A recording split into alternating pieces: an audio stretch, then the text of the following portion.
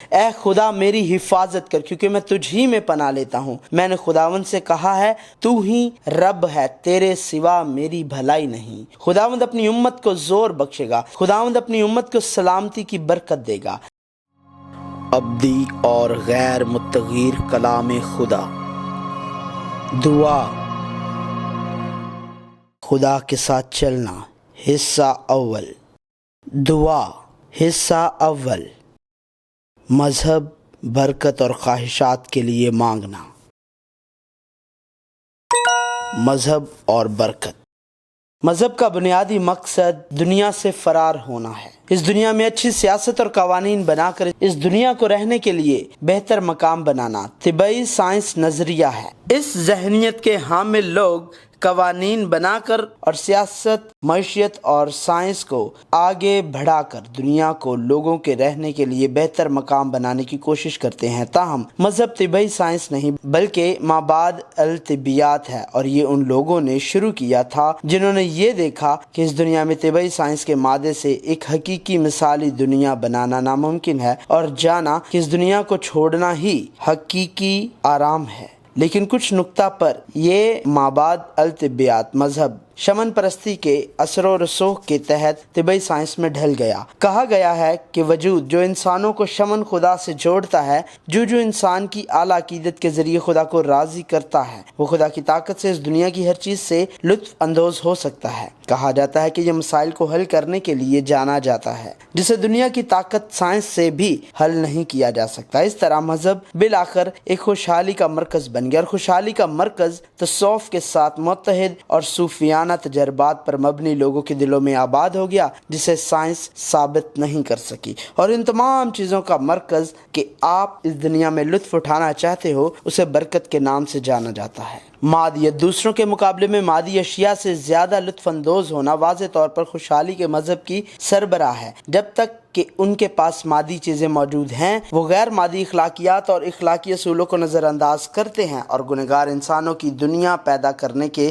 تمام ذرائع اور طریقوں کا استعمال کرتے ہیں، گویا کہ وہ اس دنیا میں مثالی دنیا سے لطف اندوز ہو رہے ہیں، اور دعا اس نعمت کو ظاہر کرنے اور تخلیق کرنے کے ایک ذریعے کے طور پر استعمال ہوتی ہے۔ لہٰذا دعا کی وضاحت کرنے سے پہلے ہمیں یہ واضح کرنے کی ضرورت ہے کہ بائبل میں برکت کیا ہے۔ وہ نعمتیں نہیں جو ہم دنیا میں ڈھونڈتے اور پیدا کرتے ہیں۔ بدقسمتی سے بہت ساری چیزیں ایسی ہیں جو مذکورہ بالا شمن خوشحالی کے عقائد پر مبنی ہیں، جو خدا کے نام کو پکارتے ہوئے یسوع مسیح کے نام پر دعا کرتے ہیں۔ اگرچہ وہ خدا کے نام کو پکار رہے ہیں، لیکن اس میں بہت ساری خواہشات یہ کہتے ہوئے کی گئی ہیں کہ میں کسی ایسے خدا سے دعا کروں گا جو مجھے دنیا کی نعمتیں عطا کرے۔ اس کا مطلب ہے کہ اگر آپ مجھے دنیا کی نعمتیں دیں، خواہ وہ بائبل میں ہے یا نہیں، تو میں آپ کو بہترین قربانی پیش کرنے کی پوری کوشش کروں گا۔ تاہم یہ وہ برکت نہیں ہے جس کا خدا نے بائبل کے ذریعے وعدہ کیا ہے۔ اب برکت کی کہانی، بائبل میں برکت کی کہانی شروع ہوتی ہے۔ بائبل میں برکت۔ بائبل میں اس دنیا میں دوسروں کے مقابلے میں زیادہ چیزیں رکھنے یا زیادہ لطف اٹھانے جیسی کوئی برکت نہیں ہے۔ اگر آپ اس دنیا میں ہر طرح سے پورے خلوص کے ساتھ تندہی سے خدا کی خدمت کرتے ہوئے بالآخر اس دنیا میں خواہش کریں کہ دوسروں کے مقابلہ میں آپ کی صحت بہتر، کاروبار بہتر اور بچے بہتر ہوں، تو بائبل میں ایسی کوئی برکت نہیں ہے۔ یقیناً پرانے عہد نامے میں ایسے لوگ موجود ہیں جو ایسی نعمتوں اور زندگیوں سے لطف اندوز ہوئے، تاہم یہ پوری بائبل کا حتمی مقصد نہیں ہے۔ بائبل میں وہ برکت جسے اکثر غلط سمجھا جاتا ہے ابراہیم کو کہی گئی خدا کی برکت ہے۔ خدا نے ابراہیم کو ہاران سے واپس بلایا اور کہا، میں تجھے ایک بڑی قوم بناؤں گا اور برکت دوں گا اور تیرا نام سرفراز کروں گا، سو تو باعث برکت ہو۔ جو تجھے مبارک کہے ان کو میں برکت دوں گا، جو تجھ پر لعنت کرے اس پر میں لعنت کروں گا، اور زمین کے سب قبیلے تیرے وسیلہ سے برکت پائیں گے۔ اول، خدا ابراہیم کو برکت دینے کا وعدہ کرتا ہے۔ دوم، اس نے کہا ابراہیم ایک برکت ہوگا۔ سوم، اس نے کہا خدا ان لوگوں کو برکت دے گا جو ابراہیم کو برکت دیتے ہیں، اور جو ابراہیم پر لعنت بھیجے گا خدا اس سے لعنت کرے گا۔ چہارم، وہ کہتا ہے زمین پر تمام لوگ ابراہم کے وسیلے سے برکت پائیں گے۔ ہم نئے عہد نامہ میں اس عبارت کی صحیح ترجمانی پا سکتے ہیں، بائبل میں یہ کہتے ہوئے کہ ابراہم کو جو برکت ملی وہ دنیا کی نہیں بلکہ آسمانی برکت یعنی انجیل ہے، اور یہ کہ انجیل ایک روحانی برکت بن جائے گی اور ایمانداروں کو پہنچائی جائے گی۔ بیان کرتی ہے کتاب مقدس نے پیشتر سے یہ جان کر کہ خدا غیر قوموں کو ایمان سے راست باز ٹھہرائے گا، پہلے ہی سے ابراہم کو یہ خوشخبری سنا دی کہ تیرے باعث سب قومیں برکت پائیں گی۔ پس جو ایمان والے ہیں وہ ایماندار ابراہم کے ساتھ برکت پاتے ہیں۔ اس کے علاوہ بائبل بیان کرتی ہے تم نبیوں کی اولاد اور اس عہد کے شریک ہو جو خدا نے تمہارے باپ دادا سے باندھا۔ جب ابراہم سے کہا کہ تیری اولاد سے دنیا کے سب گھرانے برکت پائیں گے، خدا نے اپنے خادم کو اٹھا کر پہلے تمہارے پاس بھیجا تاکہ تم میں سے ہر ایک کو اس کی بدیوں سے ہٹا کر برکت دے۔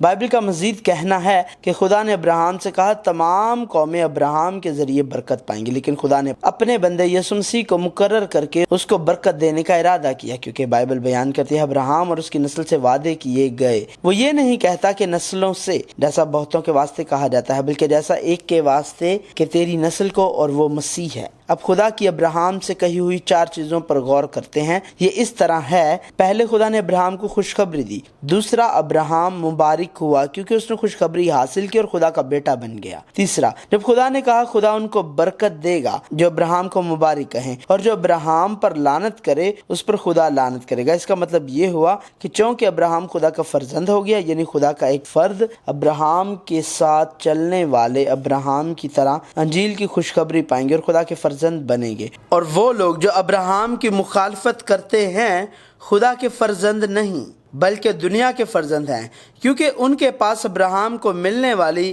انجیل کی خوشخبری نہیں ہے۔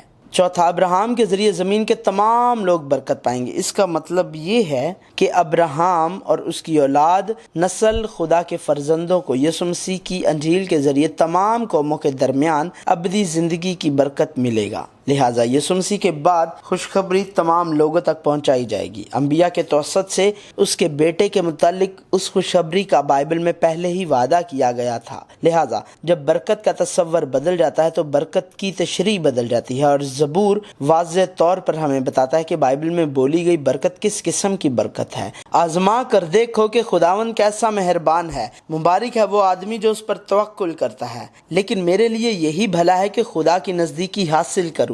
میں نے خدا کو اپنی پناہ گاہ بنا لیا ہے تاکہ تیرے کاموں کا بیان کروں۔ یا ہرمون کی اوس کی مانند ہے جو سیون کے پہاڑوں پر پڑتی ہے، کیونکہ وہیں خداوند نے برکت کا یعنی ہمیشہ کی زندگی کا حکم فرمایا۔ مبارک ہے وہ قوم جس کا یہ حال ہے، مبارک ہے وہ قوم جس کا خدا خداوند ہے۔ خوش نصیب ہے وہ جس کا مددگار یعقوب کا خدا ہے اور جس کی امید خداوند اس کے خدا سے ہے۔ اس کا مطلب یہ ہے کہ خدا برکت ہے۔ خدا بطور ہمارے بادشاہ کے ساتھ خدا کے لوگوں کی طرح رہتے ہوئے خدا سے ڈرنا، خدا کے قریب ہونا، خدا پر امید رکھنا، یہ برکات ہیں۔ نجات کے فضل سے یہی ابدی زندگی اور سلامتی ہے۔ مبارک ہے وہ آدمی، زبور نویس نے کہا مبارک ہے وہ آدمی جو شریروں کی صلاح پر نہیں چلتا اور خطا کاروں کی راہ میں کھڑا نہیں ہوتا، ٹھٹھا بازوں کی مجلس میں نہیں بیٹھتا، بلکہ خدا ان کی شریعت میں اس کی خوشنودی ہے اور اسی کی شریعت پر دن رات اس کا دھیان رہتا ہے۔ وہ اس درخت کی مانند ہوگا جو پانی کی ندیوں کے پاس لگایا گیا ہے، جو اپنے وقت پر پھلتا ہے اور جس کا پتا بھی نہیں مرجھاتا، سو جو کچھ وہ کرے بارور ہوگا۔ بائبل یہ نہیں کہتی ہے کہ ایک بابرکت آدمی وہ آدمی ہے جس کے پاس زیادہ لطف اندوز ہوتا ہے اور اونچائی پر چڑھ جاتا ہے اور اس دنیا میں اس کا اختیار زیادہ ہے، بلکہ مبارک لوگ وہ نہیں ہیں جن کے پاس دنیا کی طاقت ہے اور شریروں، گنہگاروں اور ٹھٹھا بازوں کی جو خدا کی مخالفت کرتے ہیں پیروی کرتے ہیں، بلکہ خداوند کی شریعت میں اس کی خوشنودی ہے اور اس کی شریعت پر دن رات اس کا دھیان رہتا ہے، کیونکہ ہم جانتے ہیں کہ خدا کے ساتھ چلنا اور خدا سے رشتہ سب سے بڑی برکتیں ہیں، کیونکہ خدا خود ایک برکت ہے۔ کہا جاتا ہے کہ ایسا شخص اس درخت کی مانند ہوگا جو پانی کی ندیوں کے پاس لگایا گیا ہے، جو اپنے وقت پر پھلتا ہے اور جس کا پتا بھی نہیں مرجھاتا، سو جو کچھ وہ کرے بارور ہوگا۔ ایک بار پھر یہاں دیے گئے حوالہ بارور سے مراد وہ خوشحالی ہے جس سے یوسف نے لطف اٹھایا، کیونکہ جب وہ غلام تھا اور جیل میں تھا تو خدا کے ساتھ تھا، اور کفایت جس سے پولس نے اپنی تمام دنیاوی چیزوں کو پیچھے کرنے کے بعد لطف اٹھایا۔ यीशु ने पहाड़ी आवाज में भी कहा था कि मुबारक हैं वो आदमी जो दिल के गरीब, गमगीन, हलीम और रासबाजी के भूखे और प्यास से, रहम दिल, पाक दिल और सुलह कराते और रासबाजी के सबब से सताए जाते हैं। जब यीशु मसीह की वजह से लोग उनको लान तान करें और सताएं और हर तरह की बुरी बातें उनकी निस्बत नाहक कहें, तो वो मुबारक हैं। ये वो बरकत है जो खुदा ने पूरी बाइबल में यीशु मसीह के वसीले से खुदा के लोगों को अता की है। जिन लोगों को ये खुशखबरी की बरकत मिली है वो दुनिया की बरकतों पर ध्यान नहीं देते, बल्कि दुनिया की बरकतों को तर्क करना सीखते हैं। दुनिया की बरकतें दुनिया में हैं, ये बाइबल में नहीं है। बाइबल जो दुनिया से बालातर है, खुदा के साथ चलने, दुआ या सिलसिला और हमें दुआ करने की क्या जरूरत है, जारी है।